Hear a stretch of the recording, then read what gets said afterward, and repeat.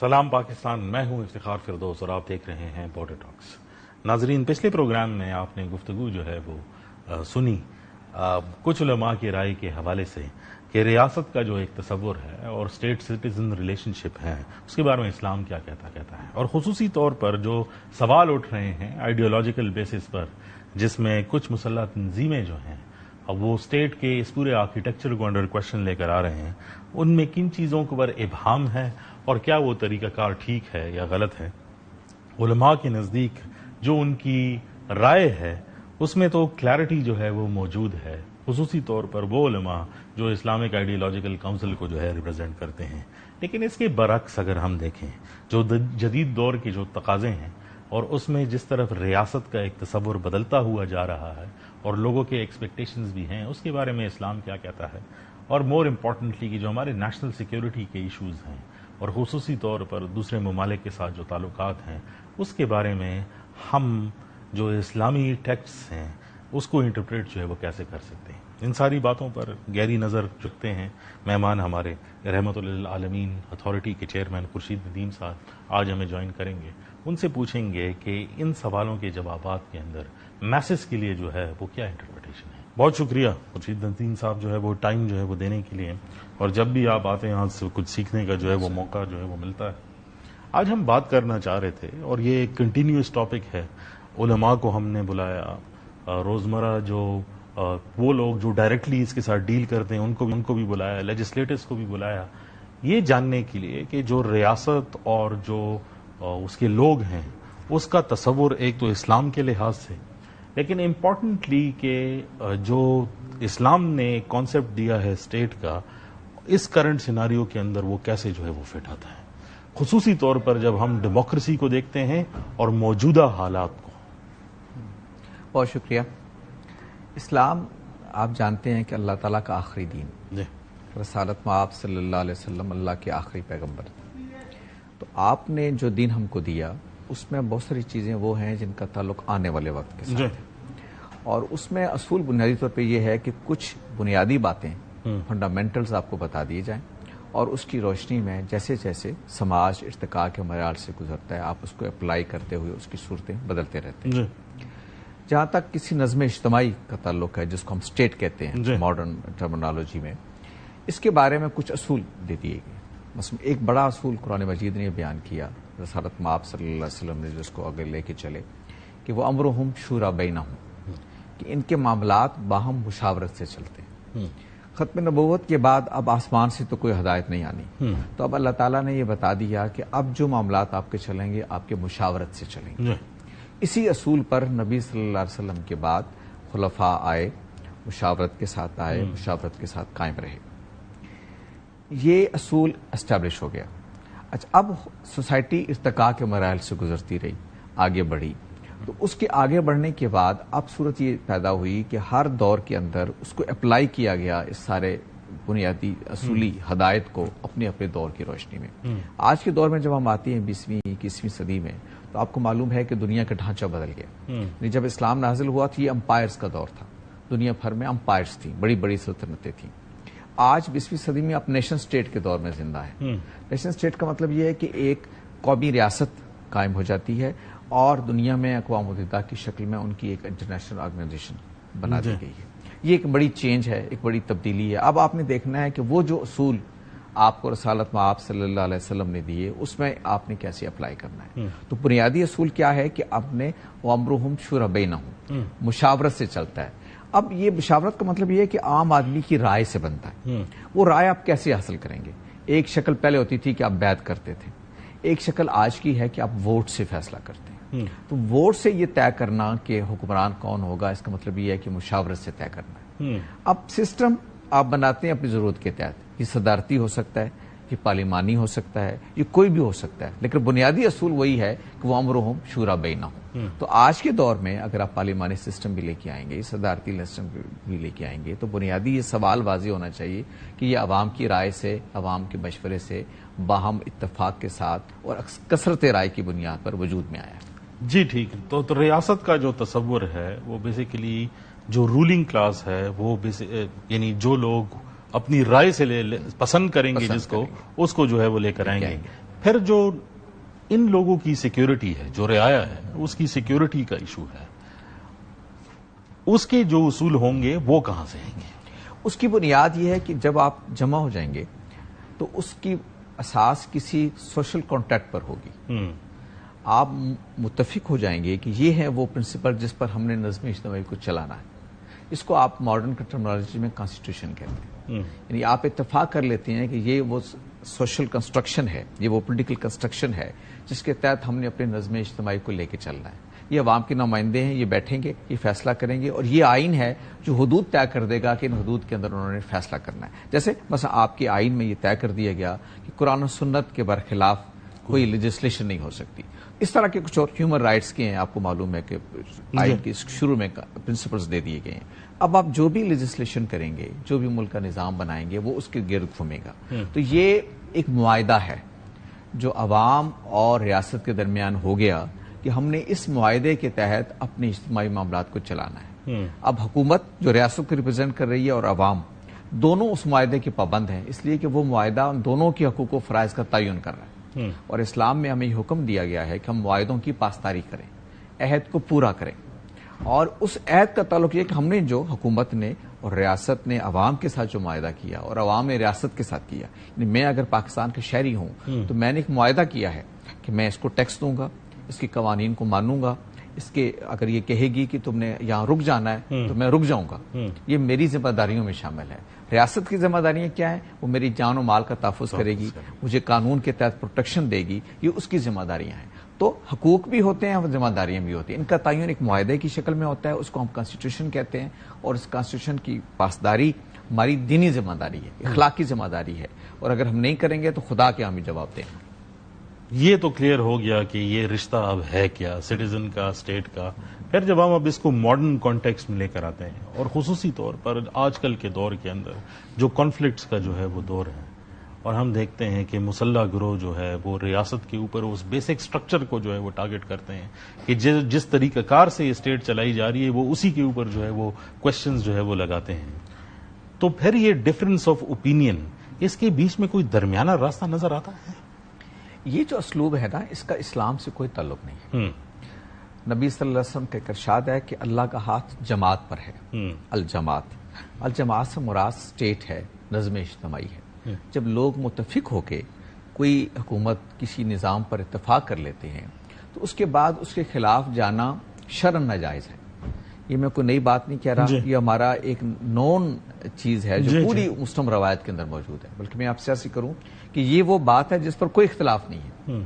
ہم حکمرانوں سے اختلاف بھی کر سکتے ہیں، لیکن ہم اپنے اختلاف کا اظہار کریں گے، زبان سے کریں گے، قلم سے کر دیں گے، لیکن ہم اس کی بغاوت نہیں کریں گے. اس لیے کہ بغاوت کا مطلب یہ ہے کہ آپ نے نظم اجتماعی کو توڑ دیا، آپ نے اس معاہدے کو توڑ دیا جو آپ کا حکمرانوں کے ساتھ ہے. میرا معاہدہ حکومت کے ساتھ ہے، ریاست کے ساتھ ہے کہ میں اس کی اطاعت کروں گا، لیکن میں اس پہ تنقید بھی کروں گا جہاں کو بات غلط لگے گی، لیکن میں اس کی اطاعت کے دائرے سے نکلوں گا نہیں.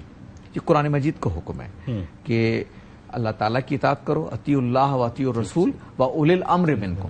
اللہ اور رسول کی اطاعت، اور پھر وہ جو صاحبان امر ہیں، جو آپ کی حکومت ہے، جو آپ کا نظم اجتماعی، اس کی آپ اطاعت کریں گے. اور یہ اطاعت لازم ہے. اس سے آپ نکلیں گے تو گویا آپ فساد پیدا کریں گے. اور قرآن مجید میں جو سب سے سخت سزا بیان کی گئی ہے وہ فساد فی الارض کی بیان کی گئی ہے، فتنہ پھیلانے کی گئی ہے. کہ جب جیسے ہی آپ اس اجتماعی نظم کو توڑتے ہیں، اس کا مطلب ہے کہ آپ فری فار آل ہو گیا نا. یعنی وہ چیز جو آپ کو اور مجھے پابند کرتی ہے کہ ایک نظم میں رہیں، آپ کو میری وجہ سے آپ کی جان و مال کو کوئی نقصان نہ پہنچے، وہ معاہدہ ہے. وہ اگر میں توڑ دیتا ہوں اپنی رائے سے تو اس کا مطلب یہ ہے کہ یہ حق آپ کو بھی ہو گیا، یہ حق تیسرے کو بھی ہو گیا، پھر انارکی ہے، پھر کوئی نظم اجتماعی وجود میں نہیں رہ سکتا. اس لیے فساد کو ہمارے دین کے اندر ایک بہت بڑا جرم قرار دیا گیا ہے. اور قرآن مجید میں اس کی سزا تقتیل بیان کی گئی ہے. یہ قتل سے بھی سنگین تر چیز ہے تقتیل. اور اس میں کہا گیا ہے کہ ان کے ہاتھ پاؤں الٹے طریقے سے کاٹ دو، یعنی دایاں ہاتھ کاٹو، بایاں پاؤں کاٹو، اور ان کو عبرتناک طریقے سے سزا دو.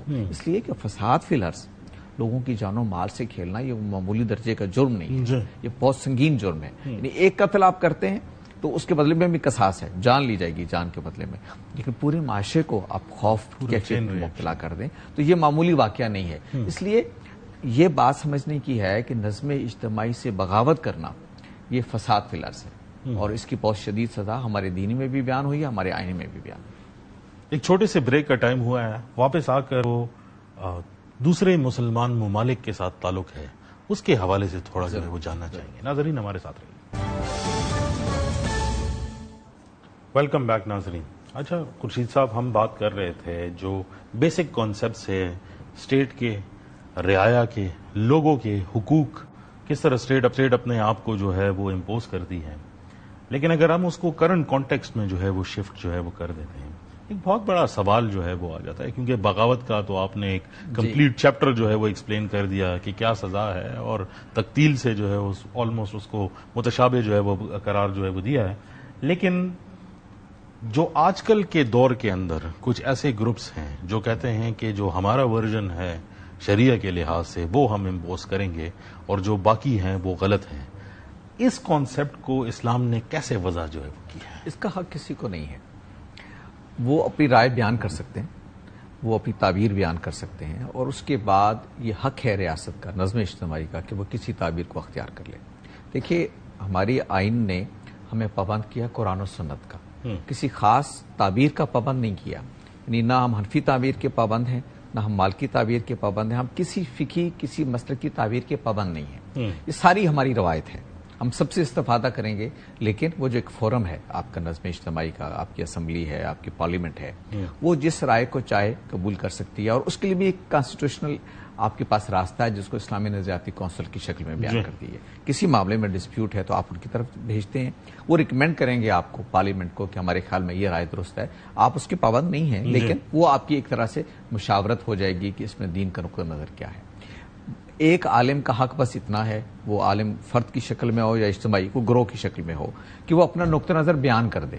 اب اس کے بعد قبول کرنا نہ کرنا یہ عوام کا حق ہے، اور عوام اپنا حق استعمال کرتے ہیں تھرو پارلیمنٹ۔ اس لیے کسی گروہ کو یہ حق نہیں دیا جا سکتا کہ اپنی رائے کو بالقوت یعنی پریکٹیکلی لوگوں کے اوپر مسلط کرے۔ میں آپ کو عرض کروں کہ ہمارے بہت بڑے امام مالک، ہماری تاریخ میں آپ کو معلوم ہے کہ ان کی کیا حیثیت ہے، امام دارالحجرہ ان کو کہا جاتا ہے۔ یہ اور جو عباسی حکمران تھے منصور، یہ کلاس فیلو رہے ہیں اور آپس میں بہت قریبی تعلق تھا۔ تو امام مالک کی بہت مشہور کتاب ہے موطا، وہ حدیث کی کتاب ہے، لیکن وہ آپ یہ سمجھے کہ فقہ کی کتاب بھی ہے، کیونکہ اس میں فقہی ترتیب سے سارے ابواب بیان کیے گئے ہیں۔ تو منصور نے اس خواہش کا اظہار کیا کہ میں موطا کو اسٹیٹ لا بنا دیتا ہوں۔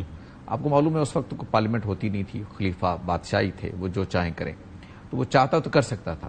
تو امام مالک نے اس کو منع کر دیا، انہوں نے کہا کہ میں نے جو سمجھا، جو میری رائے تھی، جو میری معلومات میں نے جمع کی، وہ میں نے اس میں جمع کر۔ اب یہ لوگوں کا کام ہے کہ وہ چاہیں تو اس کو قبول کریں، چاہیں تو نہ کریں، اس لیے میں یہ آپ کو اجازت نہیں دوں گا کہ میری رائے کو آپ عوام پر مسلط کریں۔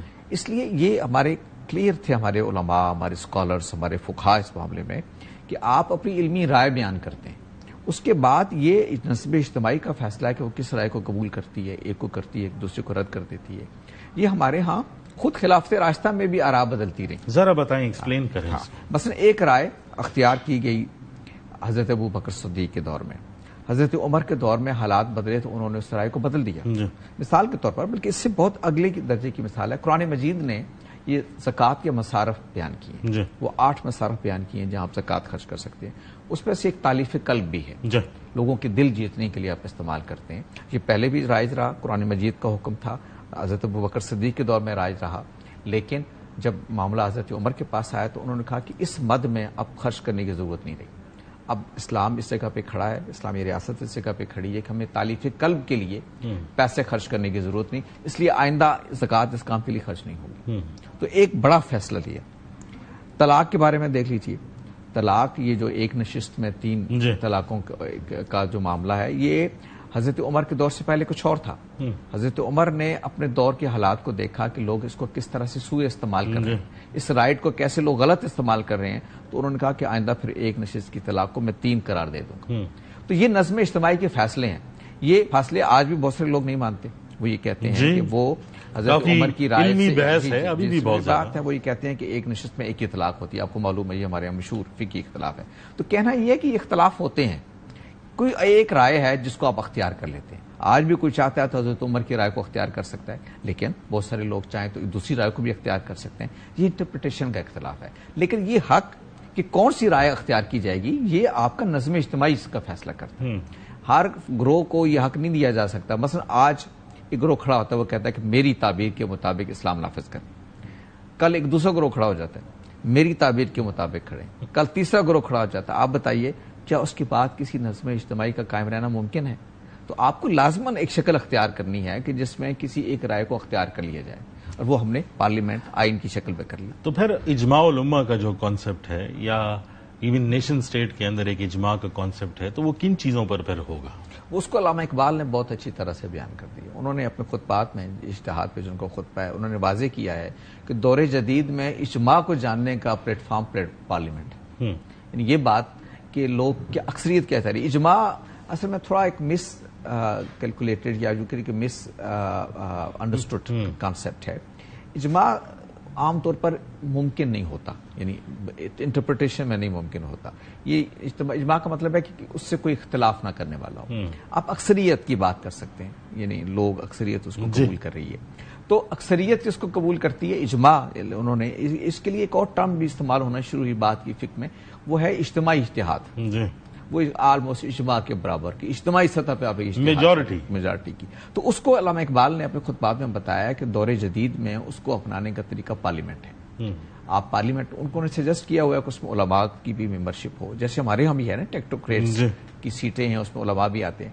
تو آتے ہیں یا نہیں آتے یہ تو ہمارا پریکٹس ہے, لیکن اس میں آئین میں ہے ہمارے. تو اب یہ ہے کہ وہ پارلیمنٹ کا جو ہے وجود, پارلیمنٹ کا جو کردار ہے وہ اصل میں اس اجماع یا اس اجتماعی اجتہاد ہی کا ایک دور جدید میں اس کی ایک مظہر ہے, اس کا ایک مصداق ہے. بہت شکریہ خورشید ندیم صاحب آپ کے ٹائم کا.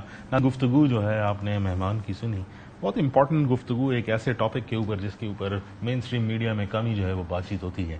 کوشش کریں گے کہ آگے بھی پروگرام کے اندر جو کانسیپٹس ہیں ان کو باقی مہمانوں کو بھی اور خورشید ندیم صاحب کو بھی دوبارہ بلا کر کچھ اور سوالات جو ہے وہ سامنے رکھیں, کیونکہ جو موجودہ دور کے اندر پیچیدہ مسائل ہیں ان کے بیسکس کافی انکلیئر ہیں.